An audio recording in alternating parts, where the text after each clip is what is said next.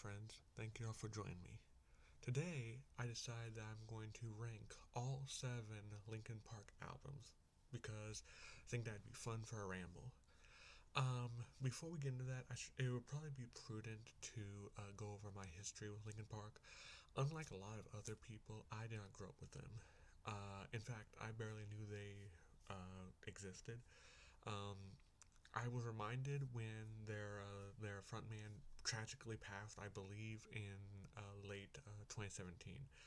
And the only reason I knew that was because I watched a Saw movie that happened to have him on that. So, but really, outside of that, the band of Linkin Park really didn't mean much to me. So they kind of went under my radar. However, in about late 2019, early 2020, I was watching memes or vines, as it were, I guess, and I saw one where they had like little toys that had movable jaws, and it would sing to a line that said "crawling in my skin," and I'm like, wait, I know that song. Who sings that? I looked up, I'm like, oh, Linkin Park. That's kind of cool. And then a couple months later, I was watching a video from some gamer. I think it was Poofesher, but I don't remember.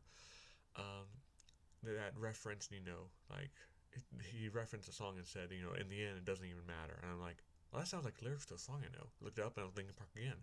So that was very interesting. Then not long after that, I randomly heard the song Numb again. And I'm like, okay, this is weird. All of a sudden, I know I'm hearing things about this Linkin Park that I should not know. So I decide, like I will sometimes do when I discover a new artist I like, I will listen to their entire discography up, in case they release something new. So that's where I come in. Now, pretty much everything else I did not recognize, but it doesn't mean I didn't like it. And in fact, I discovered that for the most part, I liked what I heard quite a lot, and that's kind of ironic. For those of you who don't know, Linkin Park is part of a genre called nu metal. Um, Nu metal was popular. I don't think it's around anymore, but nu metal was popular in the late '90s, early 2000s. It would fuse heavy metal and rap, and that's kind of ironic that I like Linkin Park because I don't really like either genre. I can't stand rap. I try to avoid things that have profanity, and I would later discover that some of Linkin Park's albums do. So I try to avoid those songs when I can, or at least find clean versions of them. And I don't really like metal either. I grew up listening to rock, but metal I could never get into. Even the I guess softer, I guess more not really softer, but more mainstream metal bands such as Metallica and Iron Maiden, I could not get into. And if I couldn't get into those, how am I supposed to get into things like Disturbed or Korn? So neither of those genres are my thing, but luckily, for some reason, it works for me, at least in Linkin Park, which is kind of ironic because I've listened to Limp Bizkit and I just cannot stand that. I've listened to like Crazy Town with Butterfly, can't stand it either.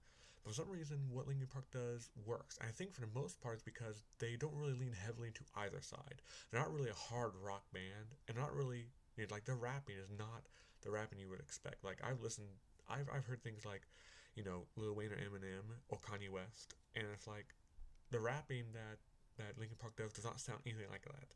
And I think it's because it's kind of like a semi singing, semi rapping style, as they do kind of sing when they rap, but maybe that's why. Maybe because it's not, for lack of a better term, heavy rap. But with all that said, I'm going to rank all 7 albums from the worst to the best, or worst, as there may not be one that's bad. Now, I've discovered that a lot of Linkin Park fans say that they have more than 7 albums. And that's because they have a lot of remix albums. In fact, before the second one, I believe they had like 2 or 3 remixes of their first album. Now, I grew up at a time where I listened to classic rock and country, and to me, re-releasing an album of remixes is completely foreign to me. You don't do that in pretty much any of the genres I used to listen to or still listen to. So I'm not really counting. I'm not gonna get into those because now we have to discuss what is real album, what isn't. I'm not gonna get into that. I'm going to be ranking all 7 of the originally released albums from my least favorite to my favorite. So now that we have all that out of the way, let's get started. All right, ranked at number 7 on this list will be the 2017 album One More Light. Now, I did some minor research into what I don't care about critics. I did some minor research into what fans think, and it seems like consensus is that this is the weakest album. And I pretty much agree with the consensus, even if my reasoning is a little different than others. It is admittedly a lot different than their other albums. It's actually a pop album. It's not even metal or rap or anything like that. It's really a pop album, much softer than their other albums. And it is a little bit of a hard pill to swallow. However, I will say that if it wasn't a Linkin Park album, I would say it was a pretty okay album. It's just that it came from a band that had such a high quality of albums that it's kind of hard to accept almost. Now, funny part is not all the songs are that not all actually, yeah, not all the songs are bad. There's a couple of really good ones actually. The song Heavy is decent enough, and the song One More Light, the title track, is actually probably the best one on the album, as it actually has a pretty haunting meaning given what we know to happen not long after that album was released, tragically. So, as an album, it's really not that terrible. It's just it doesn't sound like Linkin Park. And I'm not gonna go so far as to say they sold out. A lot of people say they do. The problem is if you look at the sell figures of their older albums, if anything, you would be selling out by trying to go back to the to basics. So this is not like Nickelback or something where it's clearly they're trying to adapt to what's popular at the time. As honestly, the album does sound kind of dated, but it sounds like something true back in the early 2010s, not late 2010s. So as is, it's not a horrible album by any means. It's just significantly weaker than what we're used to by Linkin Park. I think my main problem with the album is one the music, I guess, of the songs seems kind of off, and that's probably because this is not the genre that Linkin Park normally does. So that's why something sounds a little off. And two, the one thing I would say that kind of helps with the selling out narrative is they do a number of duets. That's something you do. That's something like mainstream pop people do. Not, but that's not something Linkin Park should do. Like when they duet with somebody, do a collab, it's generally like in a live setting. Like early Linkin Park did a lot of collabs with Jay Z, who at the time was very popular. Nowadays, I think he's kind of old, but at the time it was very popular. And that made sense. But here, this does kind of feel like, in some ways, they're trying to change a little too much. Like I said, I'm not gonna go as far as to say that they sold out for this album because it really doesn't make sense if that's what they were doing. But I will say that it is a little misguided, and a lot of the songs don't really work. Some do, but most really don't, as it does feel like by a good margin, their weakest album. At number six, I would put, what year was it? 2010s, I think. 2010's A Thousand Suns. This album apparently is very divisive among the community. As when I researched it after I listened to it, as I will do that in my initial listen, so I don't, so my thoughts don't get, I guess, corrupted, for lack of a better word. Is apparently their most divisive album. While everyone agrees that One More Light is arguably their worst, it seems like people cannot agree on to whether or not what they think about A Thousand Suns. As I've seen a lot of people say it's their best album, and a lot of people say that it's the worst album, even including One More Light. Now, I'm actually closer to the latter, as I don't think it's their strongest work. But I would put it above One More Light for two reasons. The first one is, unlike One More Light, where it feels like they're trying to stay relevant by completely changing their sound, this simply seems like they were trying something different and just didn't work, for the most part. And two, it actually has one of their best songs, period, on it, as opposed to One More Light, where it has a couple of decent songs and some filler. While this album has some good songs, one really good song, and some filler. I also discovered this is a concept album. Now, I should have known why I didn't like it. I'm not a huge fan of concept albums. In fact, my favorite concept album that I own is Styx's Paradise Theater. Yeah, I'm that kind of guy. I just cannot get into concept albums. I've got some suggestions from friends, like to try the Mars Volta, which is a band. I think I can't remember what the album was called. Like Muse France, something like that. I can't remember. What was it? Francis the Muse, I believe. And I could not get into it. I also got recommendations for some Pink Floyd album. Could not get into that. Could not get into that either. Uh, and I also tried the Rage Against the Machines, Battle for Los Angeles. I think I couldn't get into that either. It's just that concept albums don't really work for me because it generally for me, and as I've said this in numerous of my movie review videos, concept albums tend to be artsy. And when you're being artsy, you have to either do it to a concept that's either exceptionally clever or creative, or make it obvious what you're trying to do so it's not left to interpretation. Because when you leave it to interpretation, I consider it to be a lazy man's way of doing things. And a lot of concept albums fit that category. Going back to Styx, their album Killer Over Here does this, as the album really makes no sense whatsoever. It only makes sense if you've seen their live shows. And it's like, really? And that's kind of why I get here from Linkin Park. After I listened to this album, I was like, boy, this sounds like they're trying to tell some kind of story. And I looked it up, and it's like, it's about nuclear warfare, or at least the prospect of nuclear warfare. And I'm like, that is not at all what I got originally listening to this album. And that's my main problem with this album. It doesn't really make a whole lot of it feels like they're trying to say something, even if what they're trying to say doesn't really make a whole lot of sense. Um, another thing about albums in general is that I don't mind like intros or interludes if there's a purpose. For instance, intros can be fun. There's an album from Stryper called "To Hell with the Devil." It has a really haunting and rather fun intro called "Abyss," which is somebody just playing on the keyboard making it look like a descent into a cave. Really nice. Um, and generally with that, as long as the longest I'll go for an intro is like a minute. After that, you really need to either make it a song or just get on with it. The problem here is that the first two tracks of A Thousand Suns are the intro, and they're good. And combined, they're 3 minutes long. That's the length of a song. In fact, a lot of Linkin Park songs are shorter than this intro. And the problem is that it'd be one thing if that's what happened, if that's all there was, but there are several tracks on this album that are interludes that don't really seem to connect. Despite that, however, I think if they were to remove all that, the album would be a lot stronger because some of the songs are good, including one really good one. Like, by far, the best song on this album, and one of the best ones in their discography, is the song Waiting for the End. I really like that song, as it sounds optimistic, which is very rare for a Linkin Park song, and Chester sounds great on it. And the lyrics are really good too. Um, and of course, some other songs that I think slap pretty well are Robot Boy and Wretches and Kings, I think is what it's called. Those two songs are also really good. Um, of course, not everything hits. Like Burning Up the Skies, which is the first real song on the album, is not a great way for me to get opening it.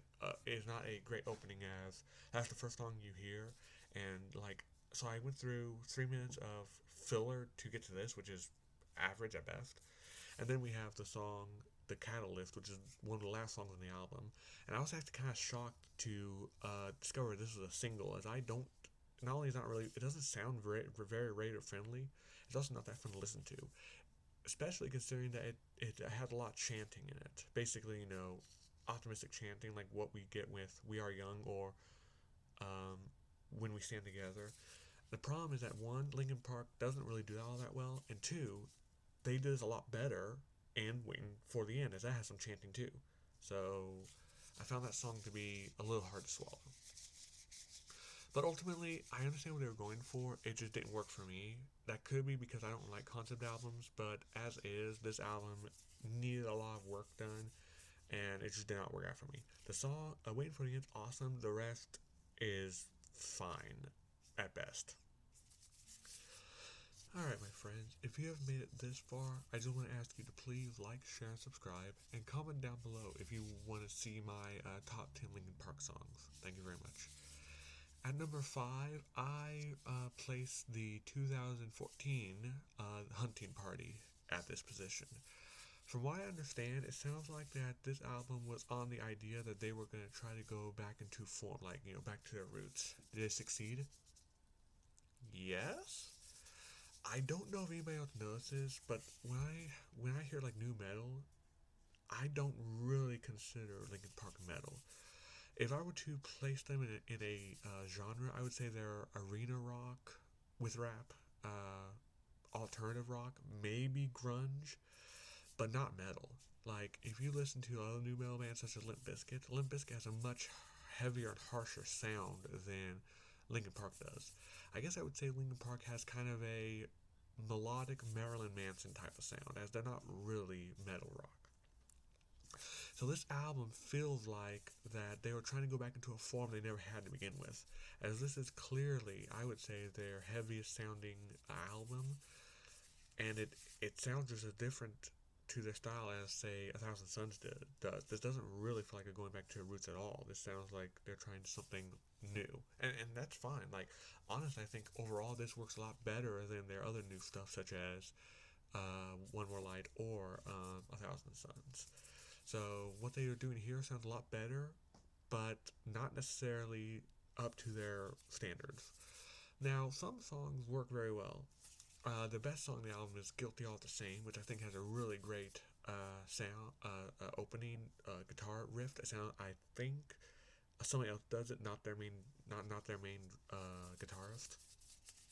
Um, and has an interesting message. I And another song I really like on it is Final Masquerade. That's also kind of an interesting song to listen to. It's interesting for the album, despite it not really sounding like them to begin with. Um, and again, I'm not going to fault them for trying something new. Sometimes you try something new, it works out very well. So, and here it sounds like they're trying genuinely to go back. I just think it was a little misguided. Because again, this doesn't really sound like old Linkin Park. Like they're going back to their roots. It sounds like new Linkin Park. Like they're trying to find themselves in a heavier sound, which is perfectly fine. It works here. It just doesn't work as well as it should. Um, Audience reaction to it seems like people think it's okay album. I don't really see anybody saying it's one of their best or their worst. I just see it's fine, and I agree. It's a fine album. Not all the songs work. Like for instance, "Until It's Gone" is a rather preachy song that's really hard to get through. Not that fun to listen to. And "Wasteland" doesn't really hit me in the way that it probably should.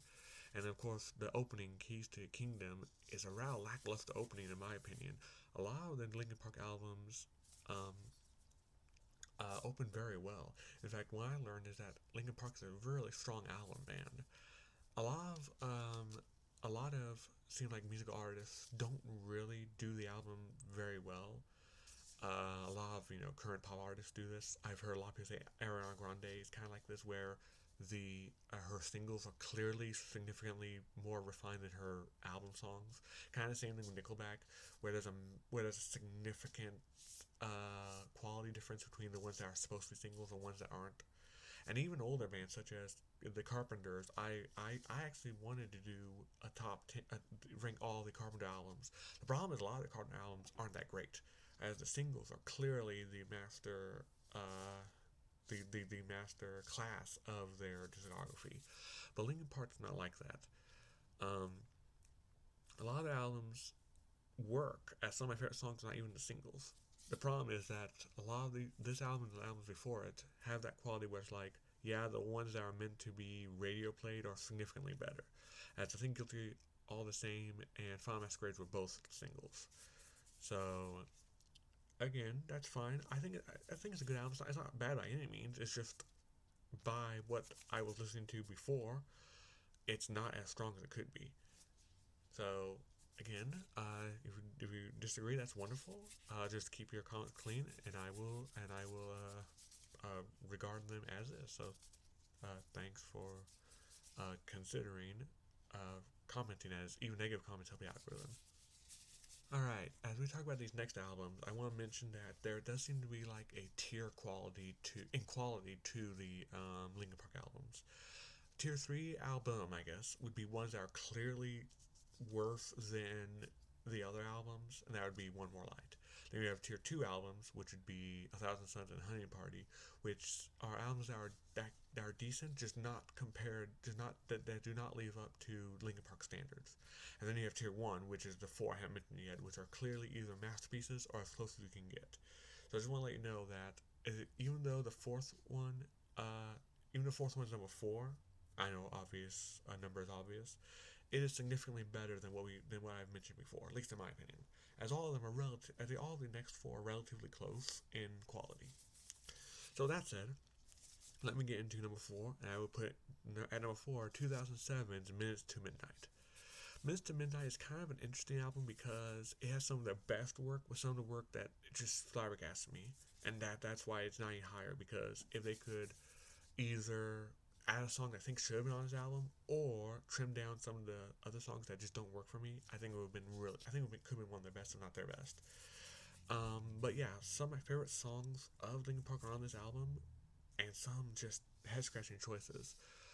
Um, I don't think I mentioned this, but in Honey Party, it sounded like they were trying a little too hard to get back into rock, and that trend kind of started with Minutes to Midnight, as some of their hard rock songs on this album feel like um, it feels like they're trying a little too hard to be rock stars, if you will. As songs like Bleed It Out and No More Sorrow sound like they're trying way too hard to be upbeat and get on and appeal to people's rock sensibilities. Now that doesn't always happen, because when they want to rock, they can if it sounds genuine. Like for instance, the opening, well, not opening track, but opening song "Given Up" is a really good example of how they can rock when they want to. Of course, the album also kind of annoyed me when it had that rather long intro as well. It has intro instrumental that's almost 2 minutes long. That's way too long for an intro.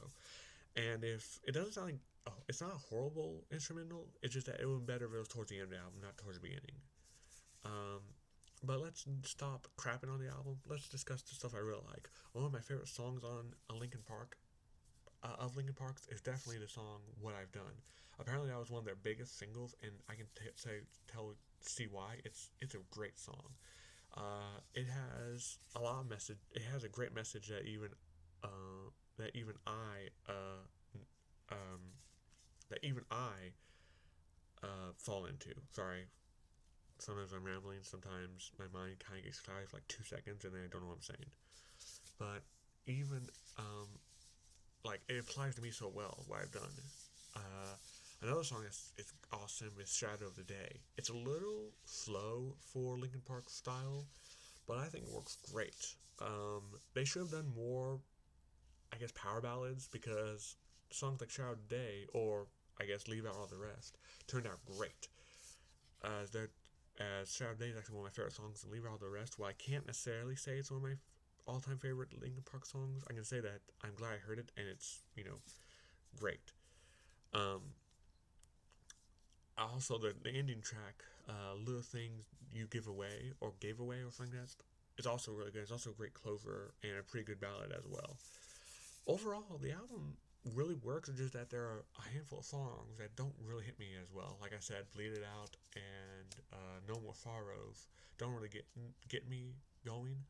And that also includes songs like "Hands Held High," which sounds like what we heard in "A Thousand Suns," where they were trying to be kind of a chanting hoorah song, and that's not who they are. And "Valentine's Day," which seemed kind of off for them. Like, I did not really expect that kind of song to be on a Linkin Park album. Don't worry, it's not nearly as cheesy as it sounds. Like the title's kind of weird, but yeah, the song it's not horrible. Just doesn't really fit to what I would expect. Ultimately, this album I think gets close to being a masterpiece. It's just that there are some songs that just don't work. It's also worth mentioning that I once heard when I was looking through the discography, there's a song called "New Divide," which apparently is on a Transformers album. The sound on this song sounds very similar to what you hear in "Minutes to Midnight." And honestly, if that song was in this album, it probably would have helped it become a little to get to number 3 on my list. Like, because that may have helped it. Like, that was like the closer. Maybe that would have been awesome, and it would have I think would have helped the album become close to masterpiece, as that song's awesome as well. But as is, the album's not horrible. It's actually really good. It's just that a couple of songs just don't like. There's only maybe one song I just don't like. No More Sorrows really isn't that great. But the other songs range from okay to really good. In fact, some of the best. So I guess you gotta take what you can get. Honest, and that's why I put it at pretty much the middle of the ranking. At number three, I have 2012 Living Things on. Now, I have to tell you, after listening to the disappointment that was A Thousand Suns, this was a breath of fresh air. And the reason for that is I have listened to numerous discographies where once an artist hits that inevitable downtrodden in quality, it doesn't really go back up. Like Journey is one of my favorite bands, but once we get to that album Trial by Fire, it's like, yeah, here's where they dropped, and here's where the quality kind of descends. In fact, you can even say that for the one before, which was Raised on Radio. So I was thinking, okay, now I heard A Thousand Suns is a clear dip in quality. Now we're going to see them go down. It was really shocking to me how good Living Things is. And that's ironic because when I was looking up, what people thought about Linkin Park, this album rarely came up. It seemed like this was a clear middle of the road album for a lot of people. No one really mentioned it. It's kind of a forgotten album. Like, no one is saying it's one of their best ones. No one is saying it's one of their worst. People rarely mention it at all, which I find kind of weird because I think this album's awesome. Um,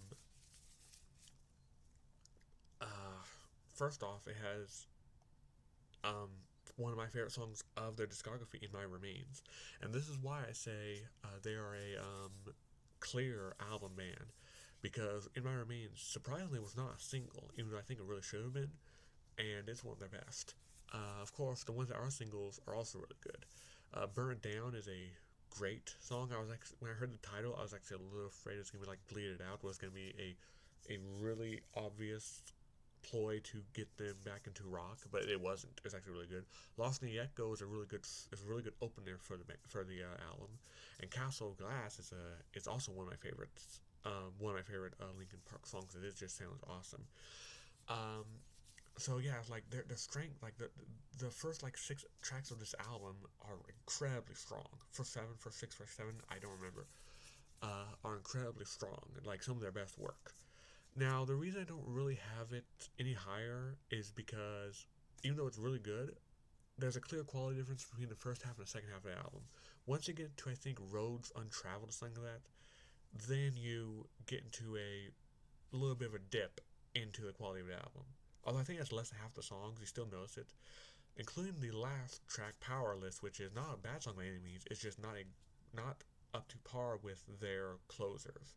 If you compare this to like the Little Things, or the one from Midnight, or say Numb, for instance, from Meteora, or what was it called again? The one from Hybrid, the really good ending from Hybrid Theory.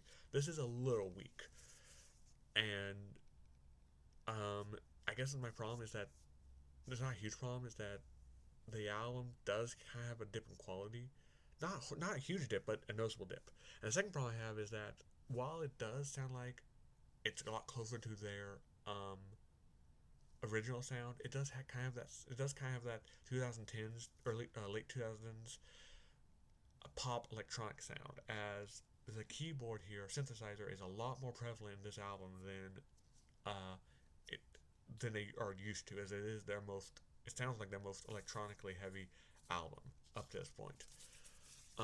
That's not necessarily a bad thing. It's just um, if they're trying to get back to their original sound, this wasn't. This album is a great late Linkin Park album. I just don't necessarily think it holds up to their early sounds. Of course, again, that's not to say this isn't good. In fact, like I just said, it's one of my favorite albums from them. It holds up incredibly well. It just doesn't quite hold up to the first two. Of course, very few do. But yeah, I was gonna say, if you like Linkin Park, this album's actually really good, and you should be very happy because, at least in my opinion, this is a massive improvement over Thousand Suns, and it just kind of goes downhill afterwards. So that's just my opinion. But yeah, I really like this album, number three, and that's all I have to say. I don't know why I have so much trouble ending these sections. Alright, my top two. Now, throughout this whole experiment, if you will, I have noticed that the main consensus of Linkin Park is their first two albums are clearly their best. Everyone's arguing. Everyone basically agrees with that. Apparently, I do too because that's where we've led. Now the debate comes to whether or not which one is the best one. Some people say it's their origins with Hybrid Theory is the best, as it shows the peak of new metal. Other people I've heard argue say the sophomore effort Meteora is the best. It shows that they were here to stay, not just a one album wonder, and it shows what polished new metal sounds like. But which one do I agree with? Do I think it's the origin or do I think it's the sophomore? Both are masterpieces. Neither of us can deny that. None of us can deny that. And it's kind of ironic that I say that because I don't like new metal. It's so weird that I liked it this much. I don't like either genre. I don't like new metal at all. So it's just really off that I'm saying this, but here we are. Um, so without further ado, my number two Linkin Park album is drumroll because you already know what's number two is not number one. So my number two Linkin Park album is Meteora. Yes, I know some people will be upset because it seems like at least from what I've seen on message boards and stuff, there are two distinct camps. So please don't write hate mail. I'm gonna say right now that Meteora is a masterpiece. It was very fun to listen to, and I was very shocked at how much I liked it. Um, let's talk about the great songs on it. First off, the opening single, not opening song, but the first single off the album, "Somewhere I Belong," is a great song, one of their best. In fact, I consider it one of the best, simply because it relates to me very well. If you guys have been following me for a while, especially on Twitter, you guys know that my opinions on things don't really match my age group. You could say I'm kind of I guess, not underdog, but yeah, underdog, or even maybe a counterculture type person. And a lot of stuff I say just does not match the opinion of my peers. So that's why I like the song, because it's like, well, where would I like? I want to find somewhere I belong where it does match. Not necessarily echo chamber, but it's like they get what I'm going through. But that's another story. It sounds great, and you can tell that there's a lot of emotion written into it. Numb is a great album closer and one of their best songs. It really toes that line between forced angst. I like a lot of these emo songs, like My Chemical Romance. I cannot really get into as much as I wanted to because the angst in it is so over the top. But Linkin Park really treads that line where it feels like it's legitimate. It's not, say, not I don't want to say forced. I don't think something like Linkin Park. I don't want to say something like My Chemical Romance or Marilyn Manson. What they're doing is forced per se, but it does feel like they're kind of embellishing it. While Linkin Park feels a lot more natural. And Numb is a great song that does that. It I would say Numb is a much better attempt at the really angsty feeling than say Crawling is. We'll get to that later. But that song is great. Another great song that shows their softer side, not really softer, but their softer side, we break into habit. It's also a wonderful song that's really fun to listen to. Great guitar work on that song too. As while there's a lot of guitar in Linkin Park songs, they're not really a guitar solo y type of band. And not to say they're thinking guitar solos, but you know what I mean. Their big thing is not guitar solos; it's the lyrics. That's their big thing. And this song is also great, as it uh, shows what addiction can do and what does to your mind. Now, what about the rest of the album that may not be as famous? Well, first of all, the opening "Don't Stay" is great, along with the instrumental, which is only 13 seconds long, so that is wonderful. That's a great way to open an album. "Lying From You" is also a wonderful song that follows "Somewhere I Belong." I'm surprised that wasn't a single, though from what I've read, it did get some radio airplay. "Figure Number 9" is a great song. Another one that I think maybe should have been a single. It has a great rock sound. I'm not entirely sure why it's called that, but I don't know. I've always liked that. From the Inside, it seems like a rather depressing song, but like when you listen to the lyrics, it sounds it's like okay, like this again, much like Numb. This if you're gonna do angsty songs, this is how you do it. So now we got those great songs out of the way. Like all of those are great. Um, why don't I have this song? Why don't I have this album higher than? Why don't I have song album number one instead of Hybrid Theory? Well, here's the thing: the strengths of this album are about this on par with Hybrid Theory. The problem is the weaknesses of this album are little more noticeable than with Hybrid Theory. First off, the second single, Faint, I don't really know why it was so big. It was also one of their biggest singles. And unlike Somewhere I Belong, where I totally get why that was such a big deal, Faint, for me at least, doesn't feel that way. It's short, that's kind of a good thing, but like, it sounds very similar to what they've done before. Like, the lyric content and the sound, for that matter, sound very similar to what we would hear in Hybrid Theory, such as, it sounds way too similar to me to One Step Closer. So I never understood why it was so big. Nobody's Listening is also a song I don't really get why it's on this album. It feels like they need another song, so they just kind of threw this in here. I don't mind upbeat Linkin Park, but this song doesn't really do that justice. And of course, Hit the Floor, that just sounds like filler to me at least. As when I listen to the first three songs, which are absolute bangers, then we go to Hit the Floor, like, yeah, something's missing. And I guess I should talk about the last song I haven't mentioned. It was Easier to Run. Actually, I really like that song.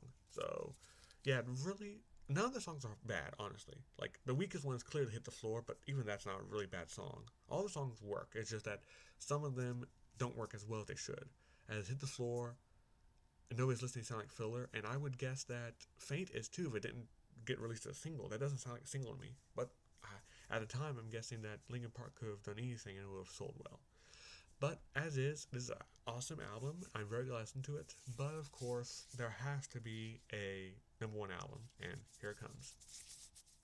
And now we come to the end of this. By process of elimination, of course, my number one Linkin Park album is Hybrid Theory.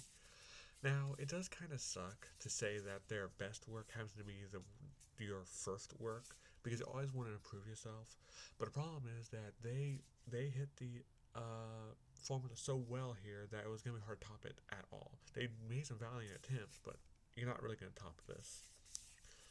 Um, so let's just talk about the album as is. First off, for a lot of people, especially when they came out, the first time you're introduced to Linkin Park was with the first single, One Step Closer. Now here's the thing, it's a good song, really good. It must have been great when that was their first introduction. But on the album, it's actually very surprising to say that this is kind of a mid-tier song on the album. But that's a good thing, because this is One Step Closer is arguably one of their best works, and it's only mid-tier on the album.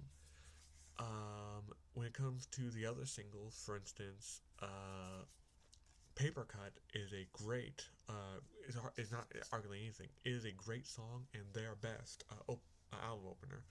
A lot of the albums open very well, and opens the best. This Paper Cut is pretty much what Linkin Park sounds like. Like, this is the sound you're gonna expect to hear. So if you like it, great. If you don't, get out. But no, this is a perfect way to open an album. Then of course we get to One Step Closer. Another single which is absolutely great is In the End. In the End is pretty much the quintessential Linkin Park song, and obviously one of their best, as it has the rapping, it has the piano work, the guitar work, the angsty lyrics, and of course Chester's wailing towards the end of the song as it builds up. In fact, it's one of those few songs where it can get quiet and loud, as a lot of their songs do just one or the other. Either it's really loud or it's really quiet. This is one of those few songs that does both. Now, I will say that not all the songs slap as hard as they should. Like, all the songs are great on the album. That's one thing I will say, is that unlike the other albums I mentioned, part of the reason why I have this album at number one, is because all of the songs are great. Not just some, but all of them are good. It's that some of them are clearly better than others. For instance, their second single, Crawling, does seem like it's of the time a little bit. Like, not only is the melody a little disjointed, a little, not horrible, but a little disjointed. In fact, if you were to tell me that this was their first song they've ever written or sang, it would make sense. And also, unlike Numb, which gets close to that line of being a little over the top with the angst, this one really does kind of go over the line a little bit. Like, it doesn't go all the way completely, but it has one foot over the line, and it's like, maybe a little too much, maybe dial it back a little bit. But even then, it's not horrible. It's still a really good song that a lot of people recognize. But um, when we talk about Linkin Park being an album, a band, this album clearly shows as some of their best work are not even singles. For instance, Points of Authority is a great song. It has great guitar work and has a pretty interesting subject matter. As the chest sounds great on it. One of their best works. Um, Also, the song "A Place for My Head" is also great. One of my favorites of their discography as well. In fact, I'm actually kind of surprised. I think "A Place for My Head" should have been their second single, not "Crawling." In fact, I think "Crawling" should have just been an album cut, while "Points of Authority" and "A Place for My Head" be singles. That would have been awesome. Um, "Runaway" is also a great song on the album, as it shows their rock side a lot better than some of their rock songs later on do. And of course, "Pushing Me Away" is a great album closer. Um, it probably isn't. It's not a better song than "Numb." It's just a better closer than "Numb," as "Pushing Me Away" hits that uh, hits that point where you want to hear the album again just to hear that again. Um, but yeah, the album just works on all levels. The only song I would say doesn't really work, and it's clearly um, less than the other songs for me at least, would be the song "With You." That sounds kind of weird to say because apparently that's a favorite among a lot of people, but for me, it doesn't really hit at that and "Crawling" are clearly the two weak songs on the album. But even then, the funny part is they're two weak songs, but on later albums, they'd be two of the best songs. That just shows you how strong this album is. But even then, the weak points of this album don't compare to, say, the weak points of Meteora, or and clearly not the weak points of the other albums. So this is clearly a masterpiece. I can see why people like it. Apparently, they re-released it for 20-year anniversary last year. So that's pretty cool. But yeah, I really liked this album. I was very shocked that I liked this album.